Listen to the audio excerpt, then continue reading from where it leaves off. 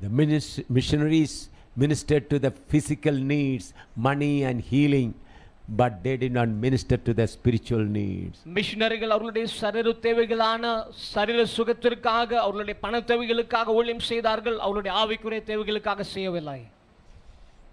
So beloved, we have a great responsibility. ஆகையால் எனக்கு அருமையானவர்களே, நமக்கு ஒரு பெரிதான பொறுப்பு உண்டு. I want to tell you one more incident. ஒரு சம்பவத்தை கூட நான் சொல்லுகிறேன். Few years ago we were having meeting in Iraviperur, Kerala, near Tiruvalla. சில ஆண்டுகளுக்கு முன்பாக கேரளாவிலே திருவல்லாவிலே ஒரு மீட்டிங் நடைபெற்றது. One night after coming to the meeting after meeting, and one elderly pastor who ministered 42 years came to me. ஒரு நாள் கூட்டம் முடிந்த பின்பாக 42 ஆண்டுகள் ஊழியம் செய்ததான மிக மூத்த ஒரு போதகர் என்னிடத்திலே கடந்து வந்தார். He was from Mavelikara of Kerala. அவர் கேரளாவிலே மாவேலிக்கரா என்கிற இடத்திலிருந்து வந்தார். He is a respected man and I respect him, honor him. அவர் மிக மதிக்கத்தக்க ஒரு மனிதர், நான் அவரை மதித்து கனம் பண்ணினேன். At that time he has put in 42 years of ministry. அந்த நாளில் தாமே அவருக்கு 42 ஆண்டுகள் ஊழிய அனுபவம் இருந்தது. So he came and said, I was tired after preaching. I was about to take the rest, and then he came to my room. நான் பேசின பின்பாக மிகவும் களைத்து போயிருந்தேன். நான் இளைப்பாறும்படியாக சென்ற வேளையில் அவர் கடந்து வந்தார்.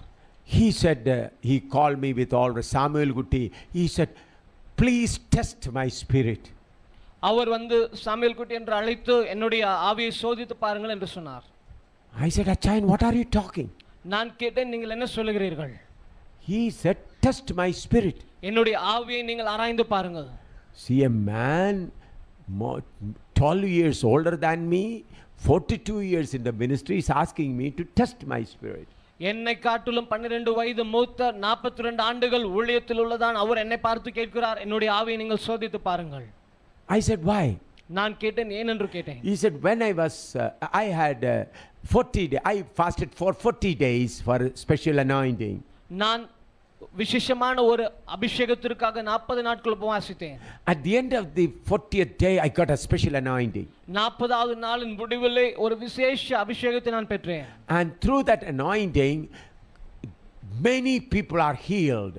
அந்த அபிஷேகத்தின் மூலமாக अनेक ஜனங்கள் சரீர சுகத்தை பெற்றுக்கொள்கிறார்கள். Even when a sick person comes, before they tell me, I come to know about their sickness.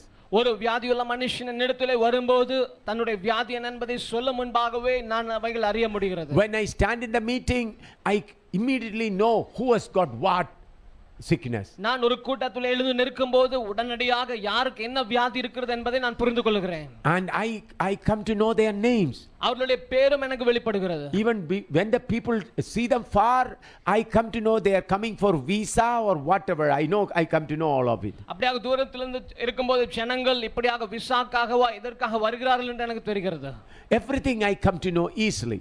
எல்லாவற்றையும் மிக எளிதாக நான் புரிந்து கொள்கிறேன். And the people are coming in hundreds and 500s and thousands sometime. நூற்றுக்கணக்காக 500 ஆயிரக்கணக்கான ஜனங்கள் சில வேளைகளில் வருகிறார்கள். And he said, this month itself I put 2,32,000 in the bank. இந்த ஒரு மாதத்தில் தானே 2,32,000 ரூபாயை நான் வங்கியிலே போட்டிருக்கிறேன். After all the expense, this month itself I put 2,32,000 in the bank. எல்லா செலவும் போக இந்த மாதத்தில் மாத்திரம் 2,32,000 ரூபாயை பேங்க்ல போட்டிருக்கிறேன். Because people come and put it in 10,000, 20,000, in thousands only people put the offering. ஏனென்று சொன்னால் ஜனங்கள் 1000, 10,000, 20,000 இப்படி என்று தான் காணிக்கை அங்கே போடுகிறார்கள். Bundles and bank bundles of notes they put. கட்டுகளாக நோட்டுகளை அவர்கள் போடுகிறார்கள். He said, we have kept a bucket there and every day bucket full of money. நாங்கள் அங்கே பக்கெட் வைத்திருக்கிறோம், ஒவ்வொரு நாளும் பக்கெட் நிறைய பணம் கிடைக்கிறது. For all the people we give food, even then the lot of balance. எல்லா ஜனங்களுக்கும் நாங்கள் உணவு கொடுக்கிறோம், அப்படி இருந்தும் மீதி வருகிறது. Then I said, what is the wrong in it? நான் கேட்டேன், அதில் என்ன தப்பு இருக்கிறது? But then he said, I have a doubt. These people are all coming only for healing.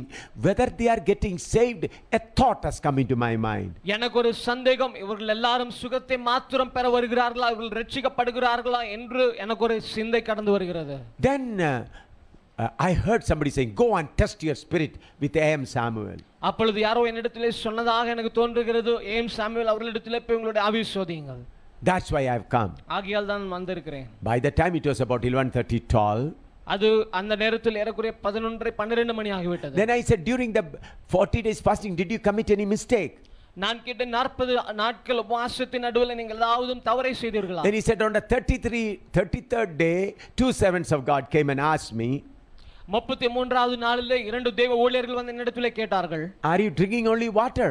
நீர் தண்ணீர் மாத்திரம் தான் குடிக்கிறீரா? I said, yes, I drink only water. நான் சொன்னேன், நான் தண்ணீர் மாத்திரம் தான் குடிக்கிறேன். But every night I used to drink one kanji pani, that you know, kanji water, rice water. அப்படியாக ஒவ்வொரு நாள் ராத்திரியிலும் ஒரு கிளாஸ் நான் கஞ்சி தண்ணி அந்த தண்ணியை நான் குடிக்கிறேன். On the 37th day also two pastors came. 37வது நாளிலும் 2 போதகர்கள் வந்தார்கள். They also asked me the same question. அவர்களும் அதே கேள்விகளை கேட்டார்கள். Then I said, I told them I drink only water, but I used to drink 1 glass of kanji pani every day. நான் சொன்னேன், நான் தண்ணீர் மாத்திரம் குடிக்கிறேன், ஆனால் ஒரு கிளாஸ் கஞ்சி தண்ணீர் மாத்திரம் நான் குடிப்பதுண்டு. I said, are you ready to confess that mistake? அவர் சொன்னார், I asked him. நான் கேட்டேன், அதை நீங்கள் ஒப்புக்கொள்ள, அதை நீங்கள் சொல்ல விரும்புகிறீர்களா? He said, I am ready to confess it even with a mic set. நான் அதை ஒரு மைக்கை வைத்து கூட அறிக்கையிட நான் விரும்புகிறேன். Then I said, Achayan, please go and take rest. நான் சொன்னேன், ஐயா நீங்கள் போய் கொஞ்சம் இளைப்பாருங்கள். I knelt down before the Lord and I prayed. நான் முழங்கார் படியிட்டு தேவனை நோக்கி ஜெபித்தேன். A senior pastor, ஒரு மூத்த போதகர், 42 years in the ministry, 42 ஆண்டுகள் ஊழியத்தில் உள்ளவர். he has come for me with this problem. அவர் எனக்கு முன்பாக இவ்வித பிரச்சனையோடு வந்திருக்கிறார். Then when I was praying, நான் ஜெபித்தபோது the Lord said, தேவன் சொன்னார், drinking of kanji pani is not a big mistake. கஞ்சி தண்ணி குடிப்பது ஒரு பெரிய தவறு அல்ல. But he prayed to get a shining in the ministry.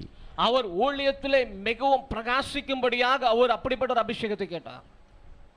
He wanted to do the ministry in his own way. அவருடைய சொந்த விதத்திலே ஊழியம் செய்யும்படியாக அவர் விரும்பினார். Therefore the other spirit has anointed him. ஆகையால் வேறு மற்றொரு ஆவி அவரை அபிஷேகப்படுத்தி விட்டது. So 4 o'clock I knocked his room and made him to come out from that room. 4 மணிக்கு நான் அவருடைய அறையினுடைய கதவை தட்டி வெளியே வரும்படியாக சொன்னேன். We knelt down in prayer. நாங்கள் ஒருமித்து முழங்கார் படிட்டு ஜெபித்தோம். Then I asked him, what for you fasted for 40 days? நான் அப்பொழுது அவரை பார்த்து கேட்டேன், எதற்காக நீங்கள் 40 நாட்கள் உபவாசித்தீர்கள்? Then he said the same thing. I wanted it to be shine before people. அப்பொழுது அதே காரியத்தை அவர் சொன்னார், ஜனங்களுக்கு முன்பாக நான் மிகவும் பிரதிபலிக்கும்படியாக அப்படியாக நான் விளங்க செய்ய வேண்டும். I asked God, I want to shine. நான் தேவனை நோக்கி கேட்டேன், ஆண்டவரே நான் எல்லாருக்கும் முன்பாக பிரகாசிக்க வேண்டும். Then I said, that is the mistake you have done. நான் சொன்னேன், அதுதான் நீங்கள் செய்த தவறு. Instead of praying, God use me as you like, you ask God, I want to be shining. தேவனே நீர் விரும்புகிற விதத்திலே நீர் என்னை பயன்படுத்தும் என்று கேட்பதற்கு பதிலாக, ஆண்டவரே நான் மிகவும் பிரகாசிக்கும்படியாக நீர் உதவி செய்யும் என்று கேட்டதுதான் தவறு. Therefore the another spirit has come upon you. ஆகையால் வேறொரு ஆவி உங்களுக்குள்ளாக கடந்து வந்து விட்டது. Then I laid hands on him. அதற்கு பின்பாக அவர் மீது கரங்களை வைத்தேன். He has shaken. Our நடுங்கினார். And then the other spirit revealed. அந்த வேறொரு ஆவி அவரை விட்டு கடந்து சென்றது. Revealed. அது வெளிப்படுத்தினது. For about 40-45 minutes I fought with that spirit. 40-45 நிமிடங்கள் நான் அந்த ஆவியோடு போராடினேன். It was a group of evil spirits. அது ஒரு அசுத்த ஆவியினுடைய ஒரு கூட்டம். Angel of light and his group. ஒளியின் தூதனுடைய வேஷத்தை தரித்திருக்க கூடியதான் அந்த ஆவி. After about 40-45 minutes that spirit has gone out from him. 40-45 நிமிடங்களுக்கு பின்பாக அந்த அசுத்த ஆவி அவரை விட்டு கடந்து சென்றது. Then again he began to cry. மீண்டும் அவர் அழுதார். Lord, give me the true Holy Spirit. ஆண்டவரே உண்மையான உம்முடைய சத்திய பரிசுத்த ஆவியானவர் எனக்கு தாரும். We prayed for about half an hour. நாங்கள் ஏறக்குறைய அரை மணி நேரம் ஜெபித்தோம். Crying. அழுதோம். He was crying like a baby. ஒரு சிறு குழந்தையை போல அவர் அழுதார். He said like this. அவர் இப்படியாக சொன்னார், Lord, I don't want to do anything on my own. நான் என்னுடைய சொந்தமாக சுயமாக எதையும் நான் செய்ய விரும்பவில்லை. Lord, you want me to sleep? When we lie down on the road, I am ready. நீர் படுக்க தூங்க சொல்கிறீர் என்றால் ரோட்டோரத்திலே படுக்க சொல்கிறீர் என்றால் அதையும் நான் செய்கிறேன்.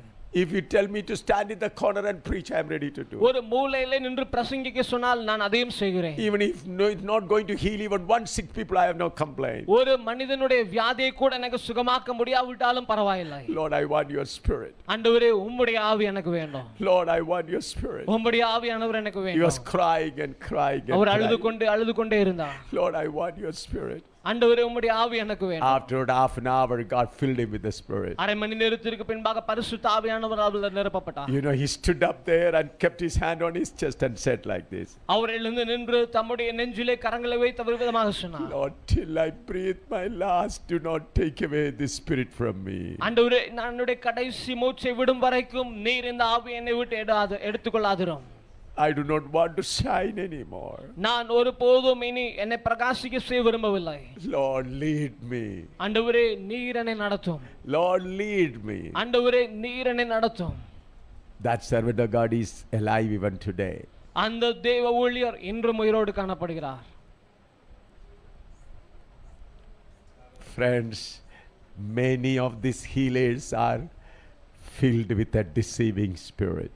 நண்பர்களே, அநேக சுகமாக்க கூடியதான அநேகர் இப்படிப்பட்டதான அசுத்த வேறொரு ஆவிகளால் அவர்கள் நிரப்பப்பட்டிருக்கிறார்கள்.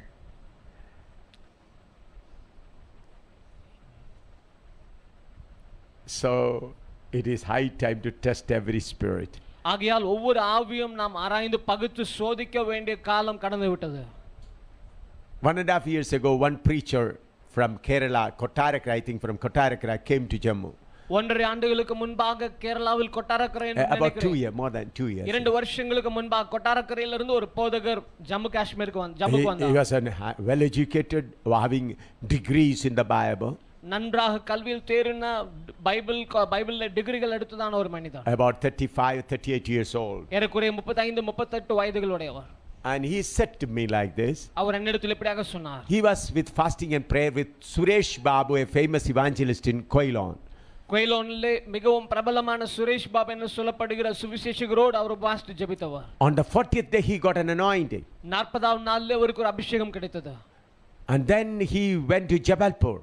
அதற்கு பின்பாக ஜபத்பூர் அவர் கடந்து சென்றார். Many people were filled with the Holy Ghost. அநேக ஜனங்கள் பரிசுத்த ஆவியினால் நிரப்பப்பட்டார்கள். Oh, many great things happened. அநேக பெரிய பெரிய காரியங்கள் சம்பவித்தது. From Jabalpur somebody gave him my address. ஜபல்பூர்ல இருந்து யாரோ அவர்களுக்கு என்னுடைய விலாசத்தை கொடுத்தார்கள். So then he said, I have come to Jammu because somebody gave me your address. நான் ஜம்முக்கு வந்ததினுடைய காரணம் ஒருவர் உங்களுடைய விலாசத்தை எனக்கு தந்தார். Then I said, brother, I was also outside station went for preaching and I came that day only. நான் அவரிடத்திலே சொன்னேன், நானும் வெளியிடத்திற்கு போய் ஊழியம் முடித்து பிரசங்கித்து விட்டு நானும் அப்பொழுதுதான் வந்திருக்கிறேன். Then I said, after 4 days we have a meeting in Gariala of Punjab. பஞ்சாபிலே கரியாலாவிலே 4 நாட்களுக்கு பின்பாக ஒரு கூட்டம் இருக்கிறது என்று சொன்னேன். There several churches will gather. அங்கே अनेक சபைகள் ஒன்றாக கூடுகிறது. Brother, it's good you come and preach there. நீங்கள் அங்கே வந்து பிரசங்கித்தால் நலமாயிருக்கும் என்று நான் சொன்னேன். So because I was busy with the other thing, some friends taken care of him and he stayed with us for 4 days. எனக்கு வேறு காரியங்கள் இருந்தபடியினால் அவரையும் அவருக்குரிய காரியங்களையும் அவரை தங்க வைக்கிற காரியங்களையும் மற்ற சகோதரர்கள் பார்த்து கொண்டார்கள். On the 4th day we reached Gariala. 4 நாட்கள் முடியும் போது நாங்கள் கரியாலா போனோம். So I told the pastor there, this pastor from Kerala is a good preacher. He said God used him in Jabalpur, he will preach here mainly. நான் அங்குள்ள போதகரிடத்திலே சொன்னேன், இந்த பாஸ்டரை தேவன் வல்லமையாக ஜபல்பூரிலே பயன்படுத்தி இருக்கிற நல்ல போதகர் ஆகியால் அவர் முக்கியமாக பிரசங்கிப்பார் என்று சொன்னேன். I said I preached here many times, please allow me to take rest. நான் சொன்னேன், நீங்க अनेक நாட்கள் अनेक முறை நான் பிரசங்கித்திருக்கிறேன் ஆகியால் நான் கொஞ்சம் ரெஸ்ட் எடுக்கும்படியாக உதவி செய்யுங்க. So I was resting in pastor's house. The meeting was about 500 yards away. நான் அப்படியாக ரெஸ்ட் எடுத்து கொண்டிருந்தேன். அங்கிருந்து ஒரு 500 அடிகள் அப்புறமாக அந்த கூட்டங்கள் நடந்தது. So after the second song I became restless. இரண்டாவது பாடல் முடியும் போது எனக்குள்ளாக அமைதல் இல்லாமல் இருந்தது. So while they were singing the third song, I put on a pajama and kurta. I went to the meeting place. மூன்றாவது பாடலை அவர்கள் பாடும்போது நான் பைஜாமா குர்தா போட்டு அந்த மீட்டிங் நடக்கிற இடத்துக்கு After that third song he was to preach. மூன்றாவது பாடல் முடியும் போது அவர் பிரசங்கிக்க வேண்டும். He was sitting near the stage. அவர் மேடையின் அருகிலே உட்கார்ந்திருந்தார். I went there and sat at the back of the pandal. நான் போய் அந்த பந்தலுக்கு பின்பாக அமர்ந்தேன். Then I saw him just moving like a snake, just shaking like a snake like this. நான் அப்பொழுது ஒரு பாம்பை போல அங்கே இங்கும் ஆடுகிறதை நான் பார்த்தேன். Somehow with by force I ran to his place. எப்படியோ நான் பலத்தோடு நான் அவர் இருந்த இடத்திற்கு ஓடி சென்றேன். And I put my hand and rebuked that spirit. நான் அப்படி அவர் மீது என்னுடைய கரங்களை வைத்து அந்த ஆவி அதட்டினேன். 252 spirits were with him. 252 ஆவிகள் அவருக்குள்ளாக இருந்தது. 252 spirits. 252 ஆவிகள். And how they worked? அது எப்படி இயங்கினா? He will make the people to stand up. ஜனங்களை எழுந்து நிற்க செய்வார். And then when tell them to lift up your hands. கரங்களை உயர்த்தும்படியாக சொல்லுவார். And through the fingers this spirit come into the people. இப்படியாக விரல்களை அசைக்கிற வேளையில் அப்படிப்பட்ட ஆவிகள் அவர்களுக்குள்ளாக வரும். Then they start speaking in tongues and jump. அப்படியாக அவர்கள் அந்நிய பாஷைகளில் பேசி குதிப்பார்கள். 252 spirit. 252 ஆவிகள். This is not done secretly. இது ரகசியமாக நடந்த காரியம் அல்ல. Publicly. வெளிரங்கமாக. That night I did not allow them to nobody preached that night. அந்த ராத்திரியிலே யாரும் அங்கே பிரசங்கிக்கவில்லை, நான் அனுமதிக்கவில்லை. People were all fighting against the wicked spirits. எல்லா ஜனங்களும் அந்த அசுத்த ஆவிகளோடு போராடி கொண்டிருந்தார்கள். 252 spirits came with that man. 252 அசுத்த ஆவிகள் அந்த மனுஷனுக்குள்ளாக வந்தது. If I would have allowed him, there would have been a big revival. நான் அங்கே விட்டிருந்தால் ஒரு எழுப்புதலே அங்கே நடந்திருக்கும். There would have been big dancing and praising. அங்கே பெரிதான துதியின் ஆரவாரமும் அங்கே நடனமும் நடந்திருக்கும். I thank God, God delivered us from that great satanic work. அப்படிப்பட்டதான பெரிதான சாத்தானுடைய கிரியையிலிருந்து தேவன் விடுவித்ததற்காக நான் தேவனுக்கு நன்றி சொன்னேன். That brother finally said, you are the first man to discern me and tell me that this spirit is not the right spirit. நான் பெற்றிருக்கிற அந்த ஆவி சரியல்ல என்பதை பகுத்து ஆராய்ந்து சொன்ன முதல் மனிதர் நீர்தான் என்று அவர் சொன்னார். All were appreciating me. எல்லாரும் என்னை பாராட்டி கொண்டிருந்தார்கள். I said, brother, go back, sit in the presence of God and get delivered of this spirit. நான் சொன்னேன், நீங்கள் போய் தேவனுடைய சமூகத்திலே அமர்ந்து இப்படிப்பட்ட அசுத்த ஆவிகளிலிருந்து விடுதலை பெற்றுக்கொள்ளுங்கள். I said, if you want to spend some more days with me, I am ready. நான் சொன்னேன், இன்னும் சில நாட்கள் நீங்கள் என்னோடு செலவு செய்ய வேண்டுமானால் நான் ஆயத்தமாக இருக்கிறேன். Then he said, I have to go to some other place, some urgent things are there, so I am going. அவர் சொன்னார், நான் சில இடங்களுக்கு மிக அவசரமாக போக வேண்டும் என்று சொல்லி போகிறேன் என்று சொன்னார். Why I said this? நான் ஏன் இதை சொன்னேன்? In these last days, so many wicked spirits are working with miracles and signs and wonders. இந்த கடைசி நாட்களிலே अनेक பொல்லாத ஆவிகள் இப்படிப்பட்டதான அடையாளங்கள் அற்புதங்களை காண்பித்து இயங்கிக் கொண்டிருக்கின்றன. Paul already warned us about those spirits. Pavul அப்படிப்பட்டதான ஆவிகளை குறித்து முன்பே எச்சரித்திருக்கிறார். Let us come to 2 Thessalonians. 2 தெசலோனியருக்கு நாம் கடந்து வருவோம்.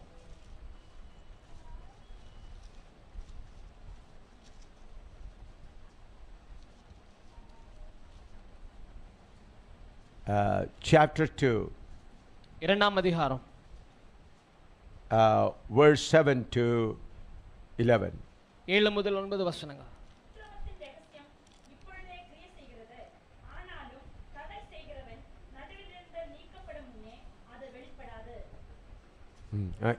Up to 11.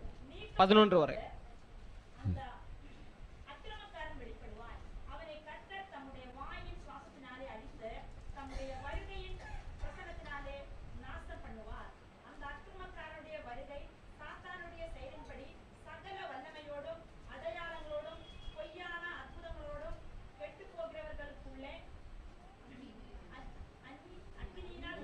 அநீதியினால் உண்டாகும் சகலவித வஞ்சகத்தோடும் இருக்கும். ரட்சிக்கப்படத்தக்கதாய் சத்தியத்தின் மேலுள்ள அன்பை அவர்கள் அங்கீகரியாமற் போனபடியால் அப்படி நடக்கும். ஆகையால் சத்தியத்தை விசுவாசியாமல் அநீதியில் பிரியப்படுகிற யாவரும் ஆக்கினைக்குள்ளாகப்படும்படிக்கு அவர்கள் பொய்யை விசுவாசிக்கத்தக்கதாக கொடிய வஞ்சகத்தை தேவன் அவர்களுக்கு அனுப்புவார். See, look at these things. நாம் இந்த காரியங்களை நோக்கி பார்ப்போம். The true gospel is given to the people. உண்மையான சுவிசேஷம் ஜனங்களுக்கு கொடுக்கப்பட்டிருக்கிறது. But they do not want true gospel. ஆனால் அவர்கள் அந்த சுவிசேஷத்தை அவர்கள் வேண்டுவதில்லை. They want a gospel of their taste. அவர்களுக்கு தேவையான சுவைக்கேற்ப சுவிசேஷத்தை அவர்கள் தேடுகிறார்கள். They do not want the true gospel. அவர்களுக்கு உண்மையான சுவிசேஷம் வேண்டாம். They want an easy, convenient gospel. மிகவும் வசதியான எளிதான சுவிசேஷம் அவர்களுக்கு போதும். Therefore, God has forsaken them and given them a deceiving spirit. ஆகையால் தேவன் அவர்களுக்கு வஞ்சிக்கும் அப்படி அநீதியில் பிரியப்படுகிற அவர்களுக்கு வஞ்சிக்கும்படியான ஆவியை கொடுத்திருக்கிறார். So this spirit come and do many miracles. இந்த ஆவியும் கடந்து வந்து अनेक அற்புதங்களை செய்யும். I just said only two. There are so many cases I can share with you. நான் இரண்டு காரியங்களை மாத்திரம் சொன்னேன். இப்படியாக உங்களோடு பகிர்ந்து சொல்லக்கூடியதான अनेक காரியங்கள் இப்படியாக உண்டு. I want to tell you one incident which has happened in our team. எங்களுடைய குழுவிலே சம்பவித்த ஒரு காரியத்தையும் நான் சொல்கிறேன். In our team there are sisters team and brothers team. எங்களுடைய குழுவிலே சகோதரிகள் குழு ஆண்கள் அப்படி சகோதரர்கள் குழு உண்டு. I said about the sisters, and one sister went with another sister and preached in the temple, Hindu temple in Bihar. I said it yesterday. நான் நேற்று சொன்னேன் பீகாரில் உள்ளதான ஒரு பெரிய கோயிலிலே ஒரு சகோதரி மற்றொரு சகோதரி கூட்டி கொண்டு போய் கோயிலில் இருந்து பிரசங்கித்தார்கள். Hindu temple. இந்து கோயிலிலே. But similarly there was another sister, his name is Renu, and with other sister they went to Gurdaspur. அதே போலவே ரேணு என்று சொல்லப்படுகிற ஒரு சகோதரி வேறொரு சகோதரியோட குருதாஸ்பூர் என்கிற இடத்திற்கு போனார்கள். In the church they started preaching. சபையிலே அவர்கள் பிரசங்கிக்க தொடங்கினார்கள். And miracles began to take place. அப்பொழுது அற்புதங்கள் அங்கே நடைபெற தொடங்கின. Demons were cast out. அசுத்த ஆவிகள் அங்கே துரத்தப்பட்டன. Many people expressed their desire to come to the Lord. अनेक ஜனங்கள் தேவனுக்குள்ளாக கடந்து வரும்படியான தங்களுடைய விருப்பத்தை தெரிவித்தார்கள். 12 people baptized.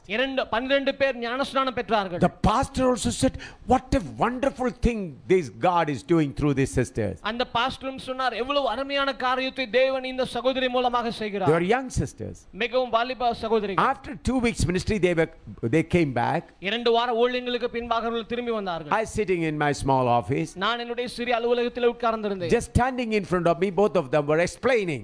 எனக்கு முன்பாக நின்று கொண்டு 2 பேரும் காரியங்களை விவரித்து சொன்னார்கள். And the sister Renu was saying, what a wonderful thing was God has done. Renu சகோதரி சொன்னார்கள் எவ்வளவு பெரிய அருமையான காரியத்தை தேவன் செய்தார். Then in the spirit I saw another spirit standing by her side. என்னுடைய ஆவியிலே நான் வேறொரு ஆவி பக்கத்திலே நிற்பதை நான் பார்த்தேன். Then I said, what is this spirit that's standing with you? நான் கேட்டேன் உங்களோடு கூட நிற்கிற அந்த வேறொரு ஆவி என்னது? I said, reveal yourself. உன்னை வெளிப்படுத்து என்று சொன்னேன். Immediately this sister became unconscious. உடனடியாக அவர்கள் சுயநினைவு இழந்ததாக அந்த சகோதரி மாறினார்கள். She fell down. கீழே விழுந்தார்கள். The spirit of Antichrist appeared. அந்த கிறிஸ்துவினுடைய ஆவி வெளிப்பட்டது. And I had to cast out that spirit. நான் அந்த ஆவியை வெளியே புறமே தள்ளினேன். Then I called that pastor on phone. நான் அந்த பாஸ்டரை தொலைபேசியில் அழைத்தபோது And I told him, this is spirit of Antichrist. நான் சொன்னேன் இது அந்த கிறிஸ்துவினுடைய ஆவி. The people who are taken baptism, they are not really converted. ஞானஸ்நானம் பெற்றதான அந்த விசுவாசிகள் அவர்கள் உண்மையாக ரட்சிக்கப்படவில்லை. And these sisters were delivered. இந்த சகோதரிகள் அப்படியாக விடுவிக்கப்பட்டார்கள். And all those 12 people went back. அந்த 12 பேரும் அவ்விதமாக திரும்பி சென்று விட்டார்கள். Those who were baptized in water, all the 12 went back. ஞானஸ்நானம் எடுத்துதான் அந்த 12 பேரும் திரும்பி சென்று விட்டார்கள். How the spirit of Antichrist came into her? எப்படி அந்த கிறிஸ்துவினுடைய ஆவி இவர்களுக்குள்ளாக பிரவேசித்தது? Because she started preaching, spiritual pride came in her. ஏனென்று சொன்னால் அவர்கள் பிரசங்கித்தபடியினால் ஆவிக்குரிய பெருமை அகந்தை அவர்களுக்குள்ளாக வந்தது. Oh, she thought that I am good. நான் மிகவும் மேன்மையான ஆள் என்று அவர்கள் மேட்டுமையாக சிந்தித்தார்கள். That was the door for the spirit of Antichrist to come in her. அந்த கிறிஸ்து அவர்களுக்குள்ளாக பிரவேசிக்கும்படியான ஒரு வாசலாக அமைந்தது. The wicked spirit came into her. அப்படியாக அந்த பொல்லாத ஆவி அவர்களுக்குள்ளாக வந்தது. This has happened in our own group. இது எங்களுடைய சொந்த டீமிலே குழுவிலே சம்பவித்தது. So beloved brothers, sisters, we have to be very, very careful. ஆகையால் எனக்கு பிரியமானவர்களே நாம் மிக மிக எச்சரிக்கையுள்ளவர்களாய் கவனமுள்ளவர்களாய் இருக்க வேண்டும். So the need of this hour is not healing. ஆகையால் இந்த மணி நேரத்தினுடைய தேவை சுகமாக்குவதல்ல. Wherever we need, God will do the healing and confirm the word. எங்கெல்லாம் தேவையோ அங்கெல்லாம் தேவன் அற்புதங்களை செய்து தம்முடைய வார்த்தையை உறுதிப்படுத்துவார். I was in Los Angeles, I was in Louisiana of America preaching the word of God. அமெரிக்காவில் உள்ளதான லூசியானா என்ற இடத்திலே நான் தேவனுடைய வார்த்தையை பிரசங்கித்துக் It was a கொண்டிருந்தேன். big auditorium. There were many thousands of white people. அநேக வெள்ளை மனிதர்கள் அவர்கள் கூட இருக்கக்கூடியதான ஒரு பெரிய அரங்கமாக இருந்தது.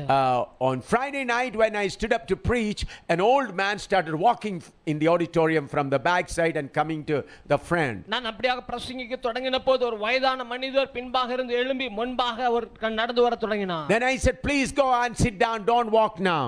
நான் சொன்னேன், தயவாக போய் உட்கார்ந்து கொள்ளுங்கள், இப்பொழுது நடக்க வேண்டாம். Then he said, no, I want to come to you. அப்பொழுது அவர் சொன்னார், இல்லை நான் உங்களிடத்திலே வர வேண்டும். Then I said, not now, come at the end of the meeting. நான் சொன்னேன், இப்பொழுது வேண்டாம், கூட்டம் முடியும் போது நீங்கள் கடந்து வாருங்கள். Then his 2 sons also got up and came forward. அப்படியாக அவருடைய 2 பிள்ளைகளும் எழுந்து முன்பாக நடந்து வந்தார்கள். And he said, please allow us to give us tell us one thing. அப்பொழுது அவர்கள் கேட்டுக்கொண்டால் ஒரே ஒரு காரியத்தை சொல்ல நீங்கள் அனுமதிக்க வேண்டும். And I said, say quickly. வேகமாக சொல்லுங்கள் என்று சொன்னேன். Then they said, last night we brought our father here on a stretcher.